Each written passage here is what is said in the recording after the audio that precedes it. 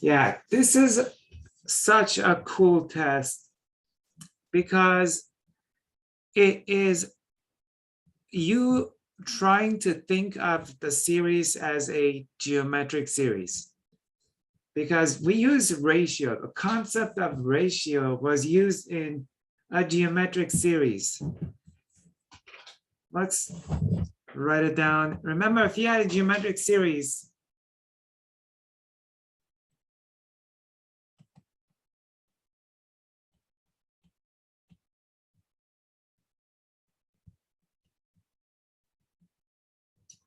okay? Yeah. The ratio is obtained by taking the ratio of, by definition, the ratio of any two consecutive terms. So that would be a sub n plus 1 divided by a sub n. That means you take the next term, divide by the current term, and that gives you the ratio. Next term divided by the current term. Okay? And we know that it converges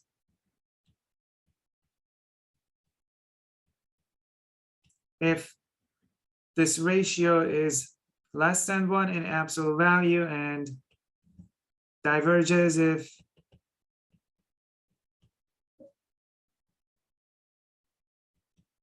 okay, well, by default, if it's more than 1, it will diverge.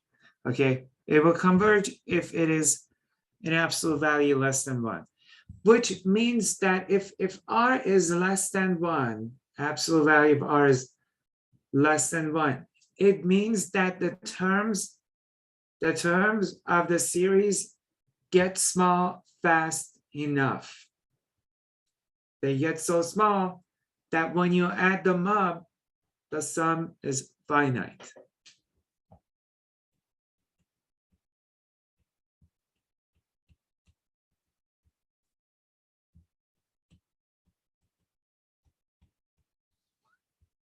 That's why, again, that's why we get convergence. Terms decline fast enough for the series to converge.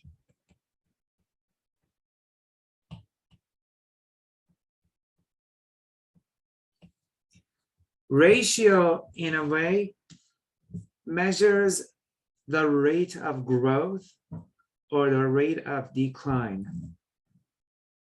That's what ratio is. Rate of growth or rate of decline.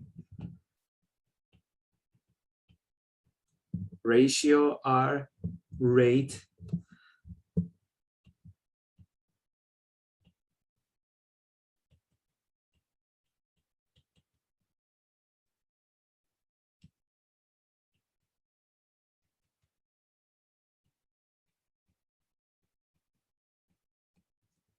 So if the rate of decline is, if this rate is small enough, the sum is convergent. All right. Now let's say you have a series, any series, and you wish you could somehow measure this rate. Somehow think of this. Let me turn that sound off. That ding dong, man, drives us crazy. Yeah, you have a series, any series that's not geometric, but you want to think of it as a geometric series. You just want to measure this rate for any series, not just geometric series. Wouldn't that be cool? Think of every series somehow as geometric and measure the rate of growth or rate of decline. That would be great. That will make life so easy. You don't have to do a comparison test. You don't have to do integral test. You don't have to do the nth term test, but that's it. Those are the tests we'll learn. And we can do that. We can measure the ratio for any series, but this ratio would be ratio in a long run. Okay, because if you have a series if the series is not geometric, then the ratio is not going to be constant. You're not going to get 1/2. If you have a non-geometric series, the ratio will not be constant. It will be in terms of n. It will vary as n vary. But we can measure the ratio in a long run. We can definitely do that. And that's because we are interested in the behavior of the series in a long run.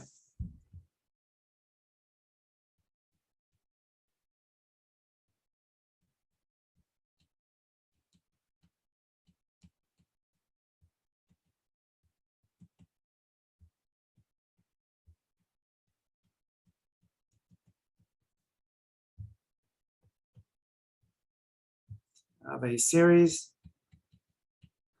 we can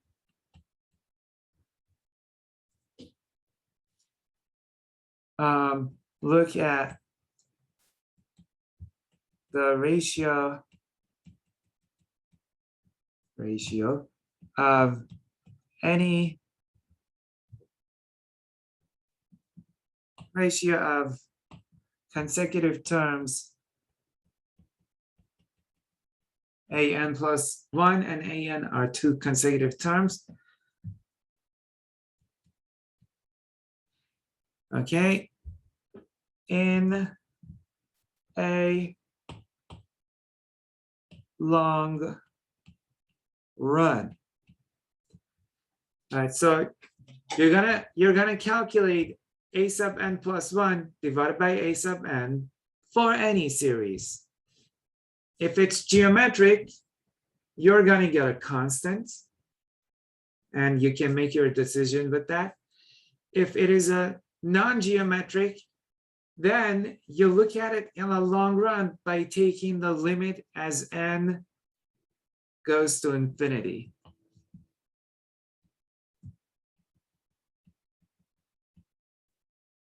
So here you have a sub n plus 1 to a sub n, your ratio, and the limit of it as n goes to infinity.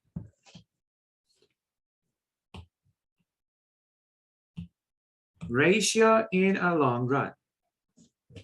Ratio in a long run. Okay. You could do that with almost any series. It's a really, really good test. If it works out, if it can work out, then it just makes life so easy. This test is typically used when your series consists of factors, not terms, but factors. Like when you have a geometric series, if you notice a geometric series, the terms of the sum they consist of factors. Remember the geometric, well, here is the general one. You have a factor. This is a factor. We saw other geometric series not in the general form. For instance, you have, let's say, 2 to the n, 3 to the n minus 1 over 5 to the n plus 2. These are all factors. Okay. And this test is definitely used when the series involves factorials. But here is what the theorem says. And again, this is called the ratio test. Okay, it says, assume you have a positive term series. Again, we've been using that statement, that assumption for every theorem so far.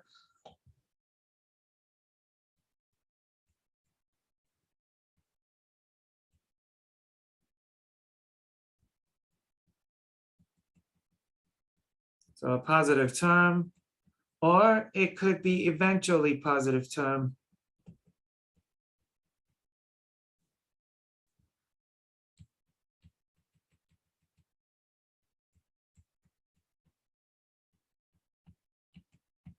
Positive term series. And let's say you find the limit as n goes to infinity of the ratio of any two consecutive terms of the series. Okay, so calculate this and then take the limit of it. And let's call this number L. Okay?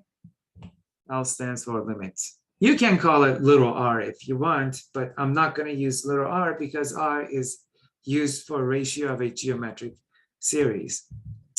All right, now the theorem has 3 parts.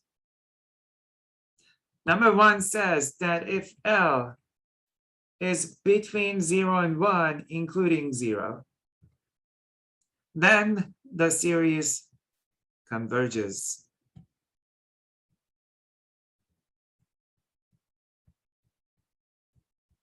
Okay, because again, this means that in a long run, the terms get small fast enough. If L is between, if the long run ratio is between 0 and 1, then we say in a long run, the terms get small fast enough for the series to, or for the sum to converge. That's why. Imagine ratios, imagine this limit of the ratio is 0. That says that the terms are going to get small super fast enough. Every term is almost 0 times the previous term. That's what we'll do a problem. We'll get a limit and then we're going to interpret the limit. We'll do examples with interpretation in a second. Number 2 says that if L is more than 1, then the series diverges. Okay, yeah. Imagine this ratio is more than 1. Then next term will be larger than the current term in the long run. Next term is larger than the current term. And that means that the terms are getting big. That's not good. When terms get big, you add them up, it's going to go to infinity. It will diverge. All right. Again, we'll do problems with interpretation. Notice that we haven't said anything with L equal to 1. And by the way, here L can't be negative because the series is a positive term series. What about L of 1? Well, what else is left? Either converge, diverge, or we don't know what the heck to do. Inconclusive, and that is when L is equal to 1.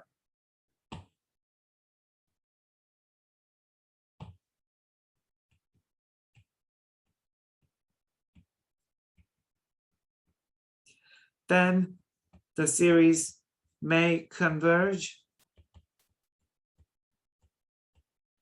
or may diverge. We don't know which. So here we say that the ratio test is inconclusive. You have to use another test. Unfortunately, this is the unfortunate thing about the ratio test. You got one. Okay. Oh, Ahmed asked a good question. Ahmed, I will write down, we'll do examples, Ahmed, and then I will go over when to do what, okay? Yes. All right. A beautiful test, man. You are measuring the rate of growth for a sequence, for a series, sequence, whatever. Terms of a series are sequence. I remember, guys, a student last semester, before the exam, they met me during office hours, and I call them they because I don't want to reveal the gender. They just kept mixing up a sequence with a series. Don't let that be you, okay? They didn't know the difference between a sequence and a series. So a series is the sum of the terms of a sequence. And we call that sequence the nth term of the series. Again, you're just measuring how fast in the long run the terms get big or get small. Okay, so let's. Professor? Yes. If we have the L equals 1, do we just do a limit comparison test? We have to do a different test. Yeah, unfortunately. Yeah, okay. When L is 1, when L becomes 1, you should either use a different test, or you should just investigate the ratio test more. We'll do an example where L becomes 1. Yeah. And we'll see what to do with that. Okay, so this example, guys, that we've already done, I did this example using comparison, and it wasn't that much fun. It was 1 over n, 3 to the n. If you recall from yesterday's lecture, comparison test.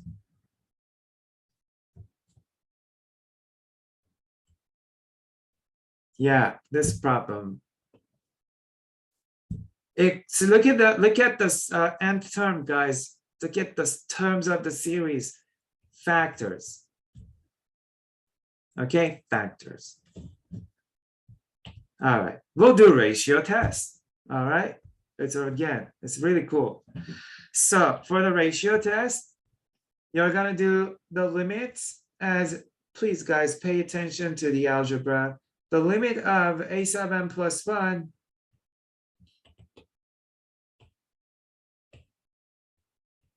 to a sub n as n goes to infinity. Let's calculate the ratio. So for the ratio, you have this division, and each of these will consist of a fraction. Okay, so again, I'm gonna do a sub n plus 1 times by the reciprocal. Please pay attention to the algebra. I'll take, this is a sub n, replace n with n plus 1, so that would be 1 over n plus 1 times 3 to the n plus 1. This is a sub n. And we'll multiply this by the reciprocal of, this is a sub n plus 1 is what I meant to say. That's a sub n plus 1. Division by that is the same as multiplication by the reciprocal. So multiply by the reciprocal of that. You get n 3 to the n over 1. Okay, yes. For this problem, it is smarter to use a ratio test. It's easier. Okay, so next step is to reduce this multiplication. Do this, don't take the limit yet. Things will reduce a lot. Okay, what you're gonna have to do is to take a sub n plus 1, rewrite it in factored form. Okay, please do that. There are multiple ways that you can simplify this product. You can divide these two by subtracting the powers. You can totally do that if you want, but I would suggest that you rewrite a sub n plus 1 in factored form for factors that can be factorized.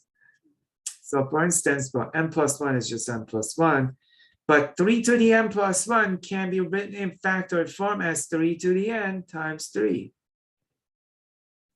Okay, law of exponents. And then we're just gonna leave the reciprocal of a sub n untouched. Leave that alone. Factorize a sub n plus 1. Leave that alone. Now you can cross cancel stuff. Okay, we can cancel 3 to the n like that. All right, and here we're left with the limit of, on the numerator, we're left with just n, and in the denominator with a 3 times n plus 1, and this limit is very, very quick. You can use loop-down rule because top and bottom both go to infinity.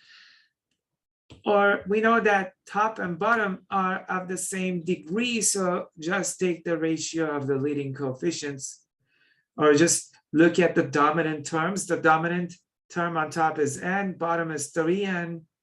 You end up with 1/3 as the limit.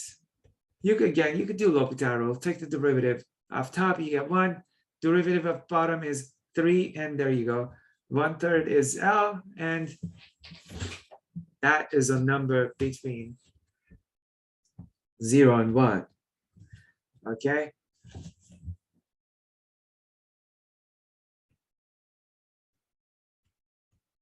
Therefore, the series converges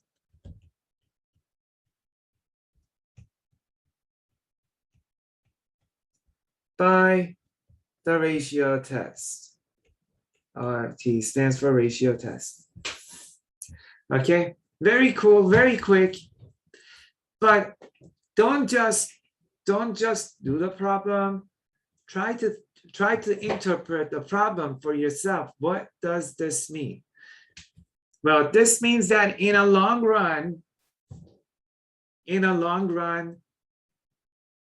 the next term is 1/3 times the current term. Next term is 1/3. A sub n plus 1 is 1/3 of a sub n, which means that in a long run, the series is acting like a convergent geometric series. Ratio is 1/3. You don't need to do the interpretation on the test unless I ask you to give an interpretation. I might ask you to do an interpretation for a problem.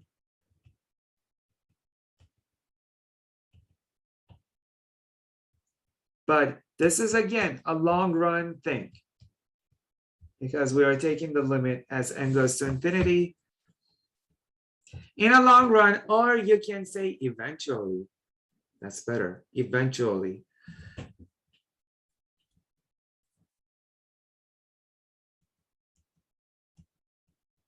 Next term, that would be a sub n plus 1 is 1/3 times the current term.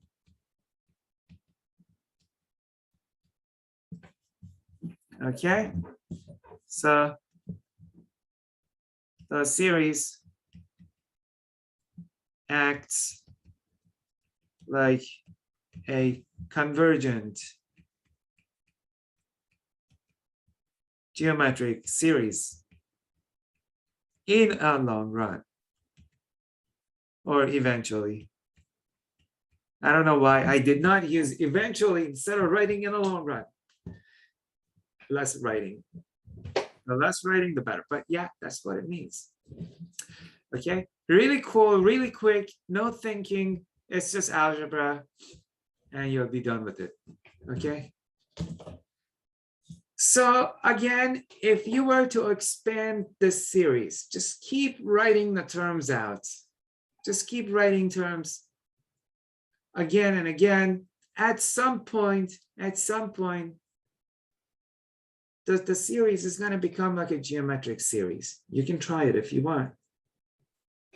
And the series will converge. Okay. All right, well, before we do the next example or we get a conclusion, let's look at examples that give us inconclusive. I want to discuss that. I want to discuss why getting an L of 1 gives us no conclusion. Okay. So this is reason for L equal to 1 implying inconclusive. All right, let's consider two series. We'll look at the harmonic series. Okay. We know this series is divergent. All right, and then we'll look at a hyperharmonic series. 1 over n squared. We know this is convergent. How do we know? Well, these are just P series. Okay, P, please don't confuse P with L, don't. Here P is 1, power is 1, divergent power is 2, convergent power of the denominator.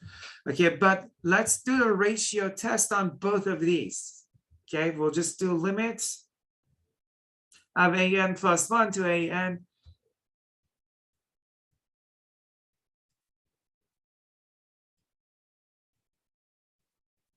All right, so here a sub n plus 1 is 1 over n plus 1. And again, I'm going to multiply that by the reciprocal of a sub n, which would be n over 1. Okay, and that is just the limit of n over n plus 1. And that limit is 1, because you take the leading terms n over n, that is just 1. Okay, so we got an L of 1 for a divergent series. The series we know is divergent. Okay, for this series now, we'll do the same thing.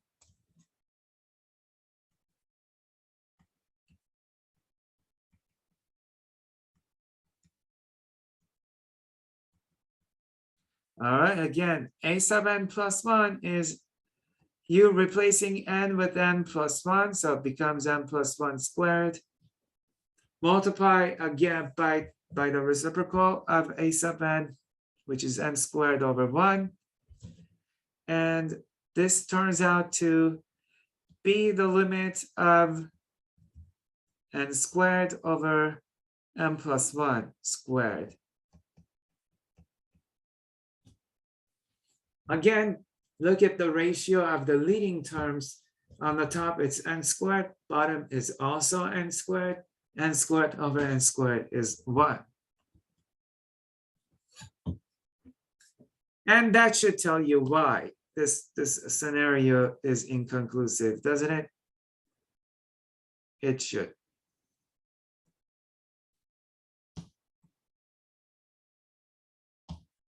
Yeah, so again, we got a L of 1 for a series that diverges, and L of 1 for a series that converges. Okay, why do we know the series diverges? Again, it's a harmonic series. So here, we know these in advance. Right, we know that already. Let me indicate that. Here we know the series is divergent, and here we know the series is, we know them again in advance from previous lessons. And that's what the statement says. The third statement says that if L is equal to 1, then the series may converge or may diverge, and that happened exactly. Okay, so you get an L equal to 1 for your ratio test.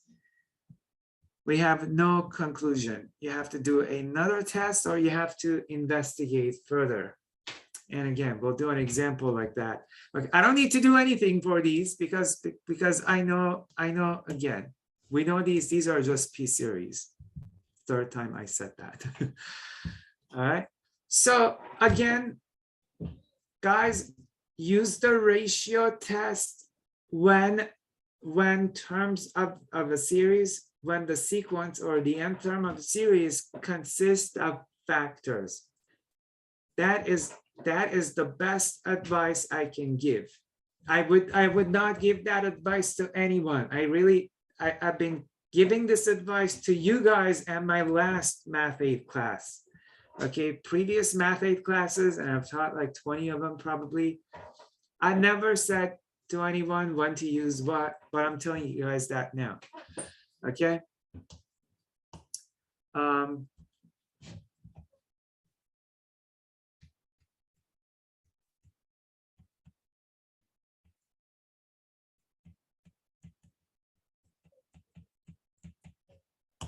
Yeah, so given, let's say you're given a series A sub n, and an again consists of factors. Okay.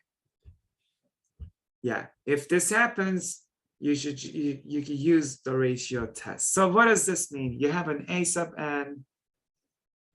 You look at the nth term of the sequence, like 1 over n or 1 over n squared or 1 over n 3 to the n. Look at the sequence. The sequence consists of, probably you have like a fraction in your sequence, and your sequence has factors. Okay, these are separated by multiplication. Okay, on the top and in the bottom. Star here means multiplication. Okay, no pluses or no minuses. So example, what we just did, these are separated by multiplication. Or let's say we have something like n squared 2 to the n. Bottom we have, like, let's say n plus 1 squared 3 to the n. We have factors. I know that n plus 1 is, you have like plus, but again, you have factors. Factor, factor, factor, and factor. Sometimes people are in advanced math and they don't know the difference between terms and factors. I confess I would be one of them. If I went to college, I think when I was your age, I was taking math 8 or even maybe math 11. I didn't know what terms are and what factors are. Okay, so if some of you didn't know, it's okay. English wasn't my first language, so hey, if English was my first language, I would perhaps still not know the difference between terms and factors. Definitely, if you have factorials, guys, factorials, that by definition, a factorial consists of factors. So let's say we have on the top n 2 to the n, bottom n factorial, let's say 3 to the n. Okay, and factorial is factorial, bunch of factors. So for all these examples, a ratio test would be suitable. Okay, and again, this is when not to use ratio test.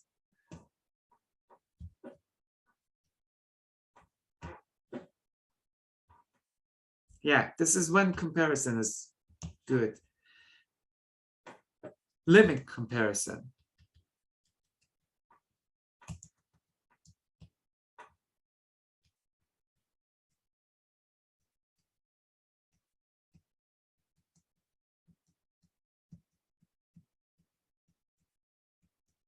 So two of my favorite tests, limit comparison and ratio test. So let's say you're given a series A sub n, and A sub n consists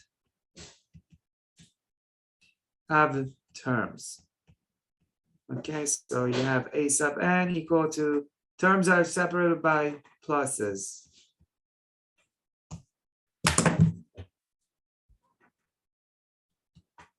Or minuses. Pluses or minuses, doesn't have to be always plus.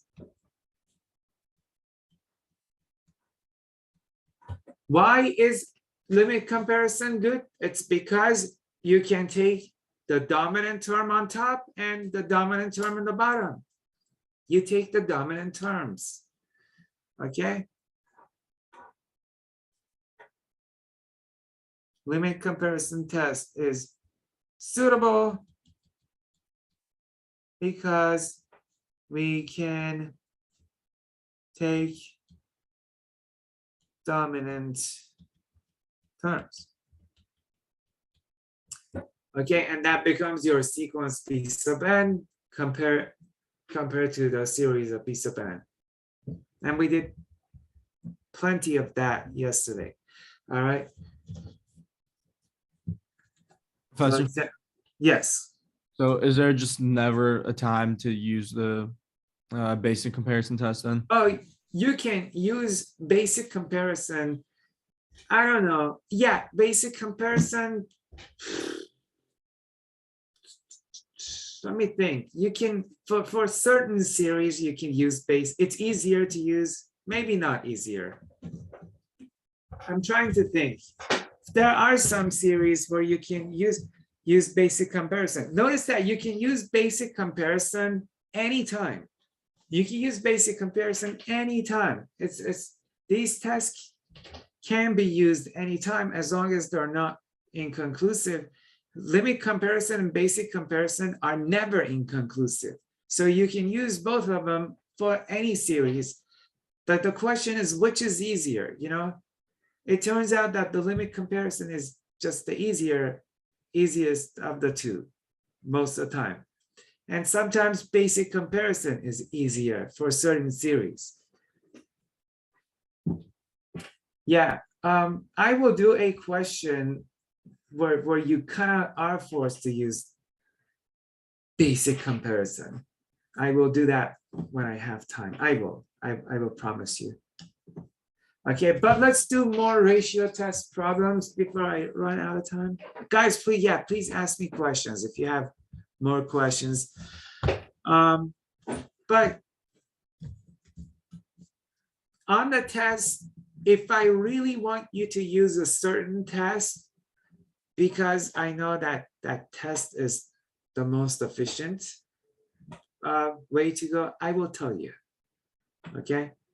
If there is a certain test that I think is the most suitable, I will tell you on the test to use it. So you don't use a different test that will waste your time. Okay, so guys, let's talk about factorials. All right. So just reviewing factorials very quickly. I talked about these, yesterday or the day before. Again, n factorial is the product of n minus 1, n minus 2, n minus 3, and so on until you get to 1. Okay, and factorial consists of factors. And again, we can write an n factorial as n minus 1, n minus 2, n minus 3. That itself is n minus 1 factorial. Okay, you can also write n factorial as n minus 1, n minus 2, n minus 3, all the way to 3 to 1. That itself is a factorial. That is n minus 2 factorial. Okay, or so on. I can write n factorial as n minus 1, n minus 2 times n minus 3 factorial. Okay, so n minus 3 all the way to 3 to 1 itself is a n minus 3 factorial. Notice what you can do with factorials. You write them. There's a reason I am going over this. You writing n factorial as a product of n and the factorial of 1 less than n or 2 less than n. This is something we have to do. Okay. So let's do a problem that involves a factorial. Let's go back to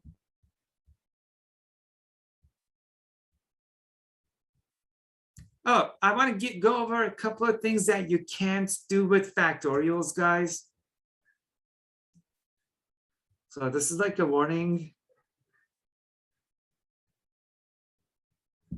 Warning factorial. If you have, say, 2n factorial, crap, we can't do with factorials. we cannot think of this as 2 factorial times n factorial. Okay, you can't separate factorials like that. The factorial of a product is not the product of factorial. Notice that this is something you can't do with integrals. It's something you can't do with derivatives.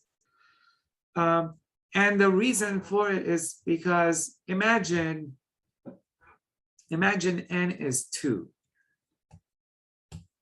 Just say n is 2 here.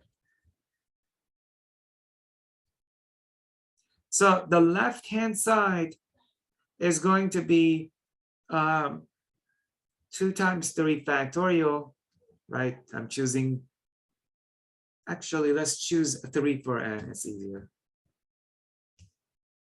Let n be 3, so put 3 here. So left hand will be 2 times 3 factorial. That's the same as 6 factorial, and 6 factorial is 6 times 5, 4, 3, 2, what? Whatever that is. Okay? Whereas the right-hand side, this thing becomes, well, that right-hand side is 2 factorial times 3 factorial. If you set 3 for n, that would be 2 times 1, that's 2 factorial, times 3 factorial is 3 times 2 times 1. Okay? These two products are not equal. They're not equal. Okay? Is there a way to rewrite that properly, the 2n? Like The 2n factorial, no. That's it. We just can't break it down. So please, guys, be aware of these little things that we can't do with certain things. Okay. Yeah. All right. So let's do a problem. Finally, that involves a factorial. Our famous series for E. It's the series of, and goes from 0 to infinity, of 1 over n factorial. So we did this problem 2 days ago. Okay, and remember, I did a basic comparison on this series. I compared it to a convergent geometric series. And that took some skills. It took some thinking. You can use basic comparison on this problem. So this is one of those problems that does have to be done using a basic comparison. But with basic comparison, the good thing is that you're not limited to the choice of your series. You can compare this to any convergent series. As long as the inequality that you come up with is good, then you can do basic comparison any way you want. You don't have to compare it to the geometric series that I compared it to. But again, basic comparison requires some skills, some level of thinking. Geometric, well, the ratio test doesn't. You don't need to think for a ratio test. Here are a sub n is 1 over n factorial. Okay, so let's do the limit of the ratio of an plus 1 to a sub n. Again, I'm gonna write a sub n plus 1. Replace n with n plus 1. So you get n plus 1 factorial. Okay. Multiplied by the reciprocal of a sub n, we multiplied by n factorial over 1. Basic algebra. Okay. Now we are going to have the next step is to simplify. Don't take the limit. What am I going to do? How am I going to take the limit? I don't even know what to do with the limit. So you always simplify and then you do limits. Always simplify and then do calculus. Okay, well, how do you simplify? You can expand a factorial, always. A factorial consists of factors. Expand that factorial. We're going to expand this guy.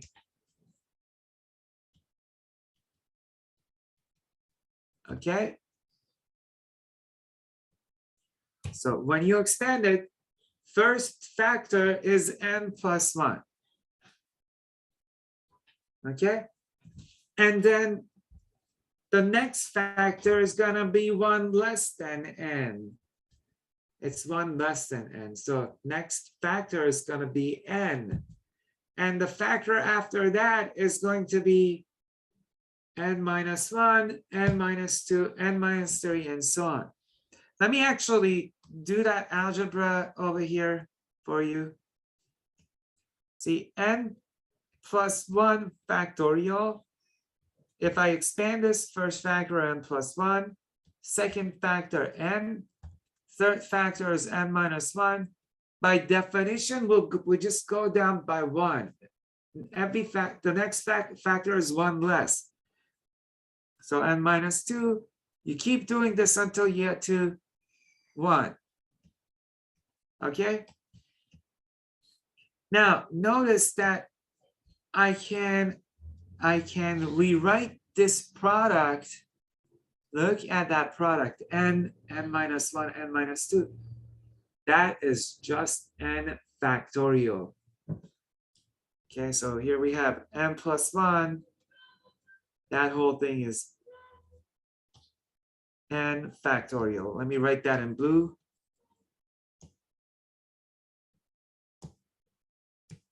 Okay. So going back to expansion of that n plus 1 factorial, I'm gonna leave that as n plus 1 times n factorial, because this n factorial is gonna cross cancel this n factorial. Okay, so what you always do, expand a sub n plus 1 in terms of a sub n. That's what I did. This is my a sub n plus 1. I expanded it in terms of a sub n. A sub n consists of an n factorial, so I leave it as n factorial. Now, if you want to write the whole expansion, that would be fine. If you want to write down n minus 1, n minus 2, then you would have to write this as n minus 1, n minus 2, and then cancel. Okay, we are left with the limit of 1 over n plus 1, and that limit is 0. Okay, n plus 1 denominator gets large, goes to infinity, 1 over that is 0. So what does this mean? This says a lot, guys. This is a very, very strong statement. This is telling you that in a long run,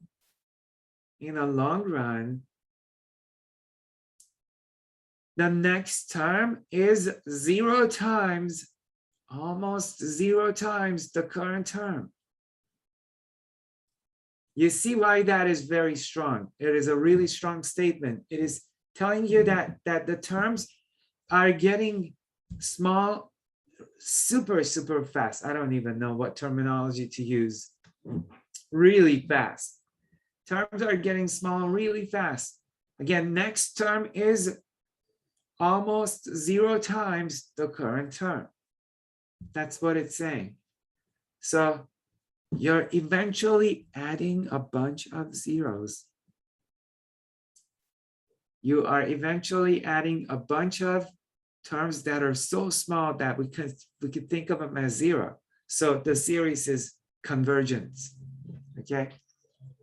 Yeah, but that's what a ratio test says. That's our L.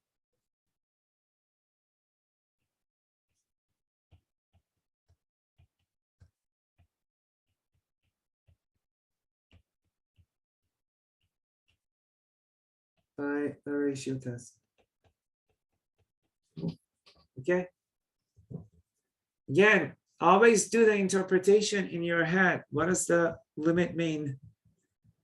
Eventually, every term is 0 times the previous term. Eventually, every term is almost, I should say, 0 times the previous term. Okay, very good. I have time for one more. Any questions, guys?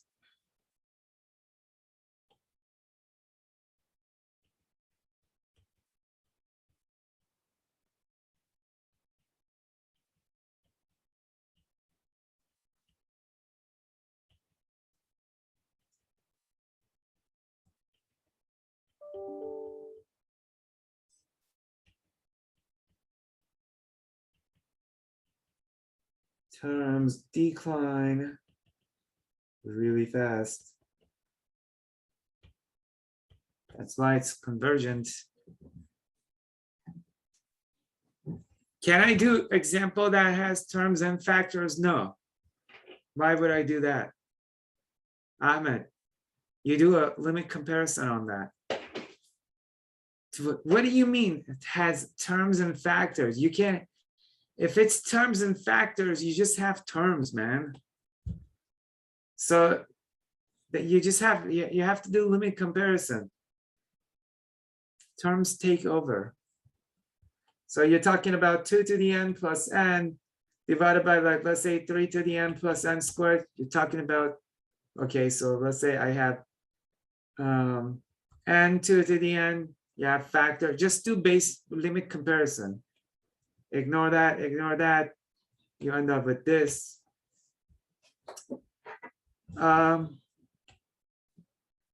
Okay, so next example, trust me, there are more difficult problems to do with just factors. This one, we have on the top 2n factorial, and at the bottom we have n factorial squared. Okay. I don't know what this series stands for. I don't know what this thing converges to. I know the last series converges to E, but this is just a series.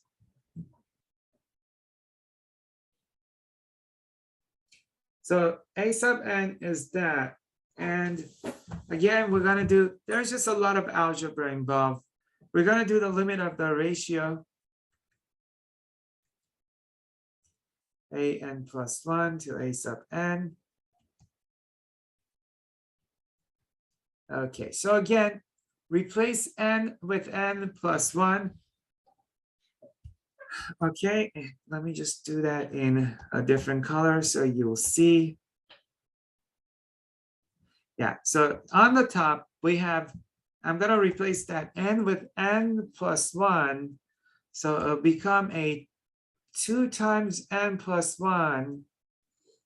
The whole thing is factorial.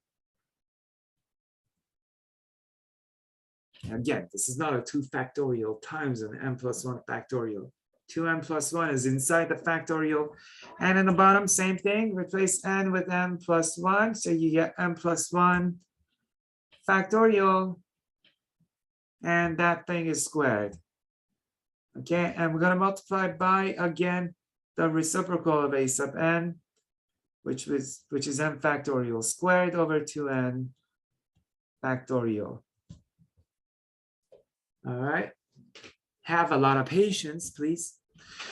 Next, we'll do the algebra. Okay, but what I can do is multiply the 2 in.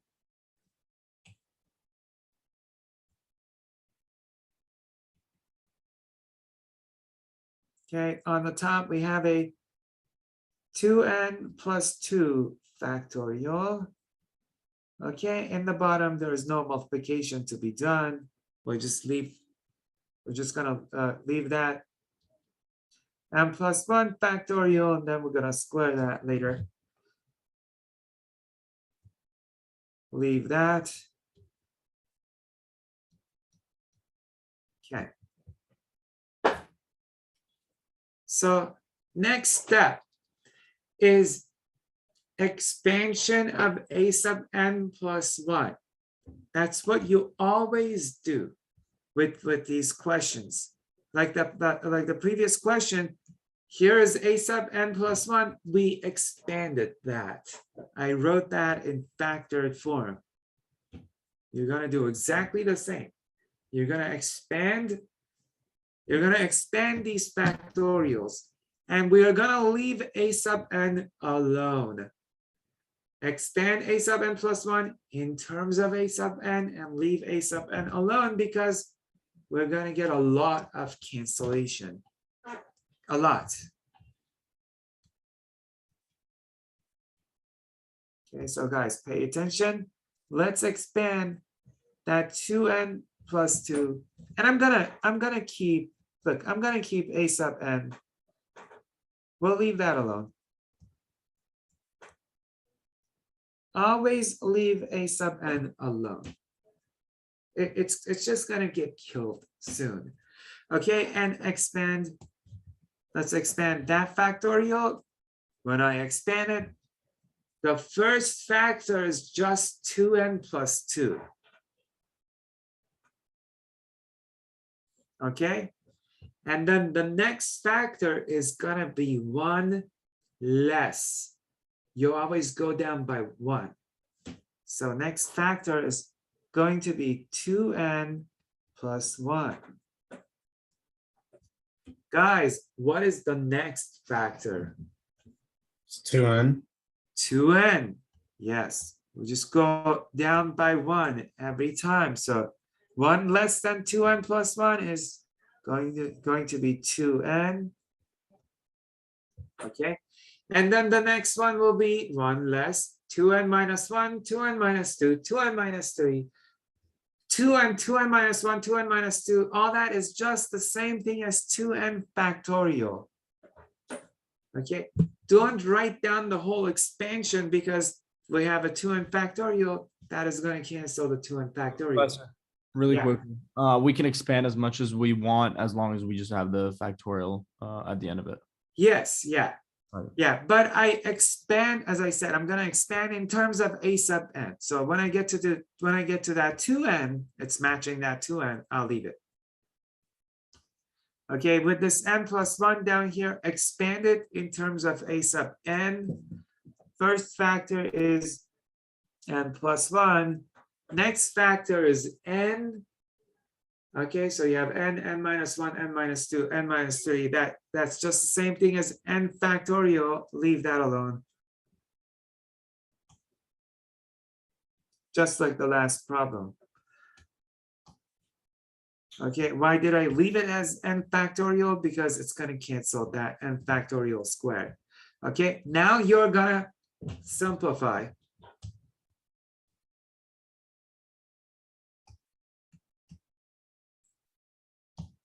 You select one thing, everything moves.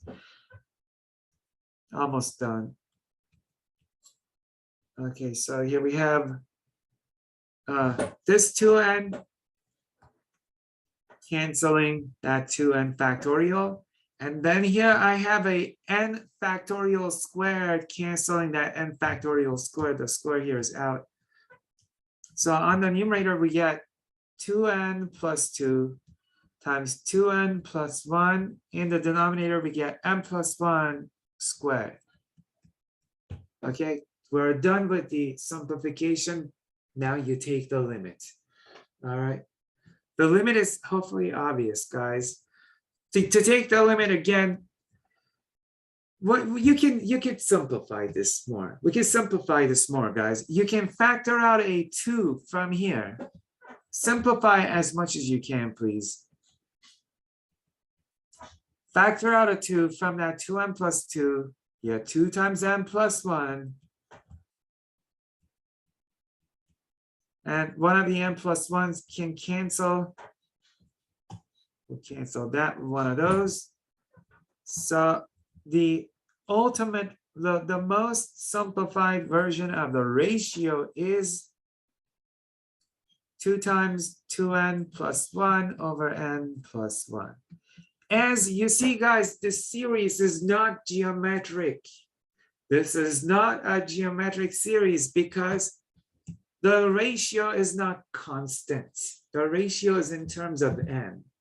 Okay, if I got like, let's say, if I got 1/5 for the ratio, it would be geometric, but it's not geometric and we don't care. We just want the ratio in a long run, which will be 4.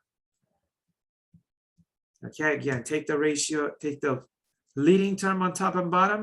On top it's 4n, bottom is n, 4n over n is just 4. And this tells you that eventually every term is going to be 4 times the previous term. The terms are going to quadruple. And that tells you that the series is just going to blow up. Okay, you're adding a bunch of terms so that every term is 4 times the previous. Terms are getting big and bigger. This series is going to go to infinity. It's divergent. That is L. L here is greater than 1. Therefore,